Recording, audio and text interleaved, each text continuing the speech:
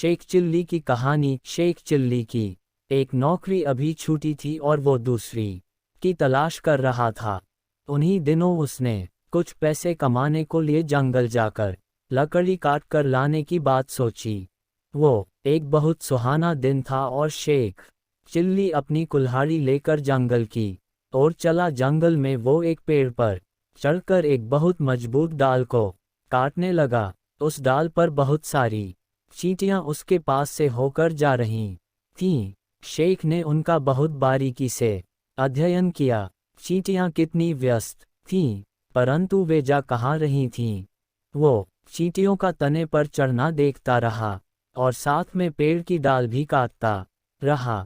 वो डाल काटते समय बीच में आई चींटियां को हटाता रहा। सारी चींटियां अपने सुल्तान से मिलने के लिए जा रही होंगी। शेर ने सोचा, वो उसे मेरे बारे में बताएंगी, फिर सुल्तान खुद मुझसे मिलने के लिए आएगा। उसके सिर पर एक छोटी सुनहरी पगड़ी होगी, उसे देखकर ही मैं उसे पहचान जाऊंगा।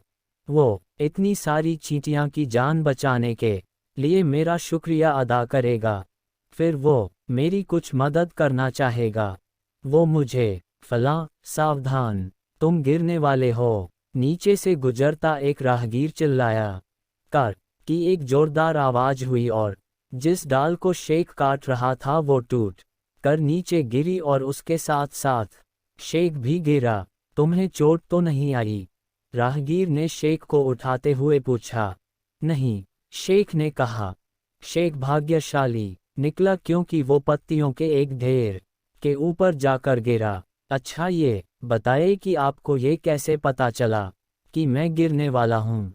क्या आप कोई ज्योतिषी हैं? राहगीर एक दर्जी था, ज्योतिषी नहीं, परंतु वो पैसे बनाने का यह मौका गंवाना नहीं चाहता था, इसलिए उसने कहा कि वो एक ज्योतिषी हैं।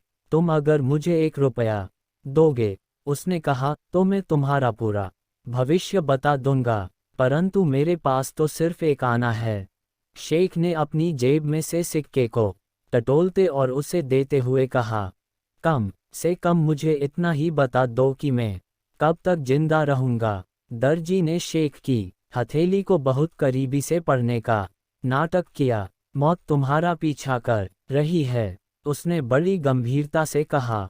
हाय अल्लाह, शेख ने आह भरी, परंतु ये तुम्हारी रक्षा करेगा। दर्जी ने अपनी जेब से एक काला धागा निकालते हुए कुछ मंत्र पढ़ा और फिर धागे को शेख के गले में बांध दिया।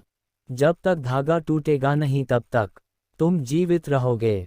शेख ने दर्जी का शुक्रिया अदा किया, फिर कटी टहनियों को इकट्ठा किया और फिर गंभीरता से सोचते हुए घर की ओर रवाना हुआ। क्या बात है, उसकी बीबी फौजिया ने यूछा। वो घर की कमाई बढ़ाने के लिए कपड़े पर कुछ कढ़ाई कर रही थीं। कढ़ाई को रखकर वो शेख के पीने के लिए ठंडा पानी लाए, अपने गले में बंधे काले धागे को सहलाते हुए सहमी हुई हालत में शेख ने फौजिया को अपनी पूरी आपबीती सुनाई। फौजिया ने सब सुनने के बाद तुरंत काले धागे को खींचकर तोड़ दिया। अब तुम इस पूरी बकवास को हमेशा के लिए भूल सकते हो, उसने कहा। शेख तुरंत अपनी आंखें बंद करके लेट गया। क्या हुआ? फौजिया ने पूछा। मैं मर गया हूँ, शेख ने कहा। तुम्हारे धागा तोड़ने से मैं अब मर गया हूँ। तभी उसकी अम्मी घर में घुसी। हाय अल्लाह, वो रोने लगी। मेरे बेटे को यह क्या हो गया? अम्मी, आपका लाडला समझ रहा है कि वो मर चुका है, फौजियों ने कहा और उसके बाद उसने अम्मी को पूरी कहानी सुनाई। अब अम्मी की बारी थी शेख चिल्ली की बेवकूफ़ी पर हंसने की। अम्मी और फौजिया ने शेख को बहुत समझाया कि वो मरा नहीं बल्कि अच्छी तरह जिंदा है, परंतु शेख उनको एक भी बात सुनने को तैयार नहीं हुआ।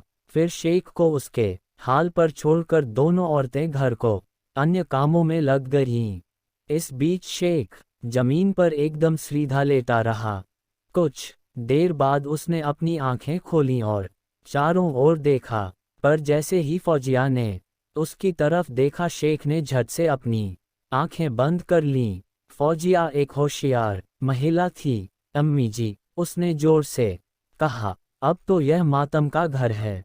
इस समय मिठाई खाने के बारे में भला कोई कैसे सोच सकता है?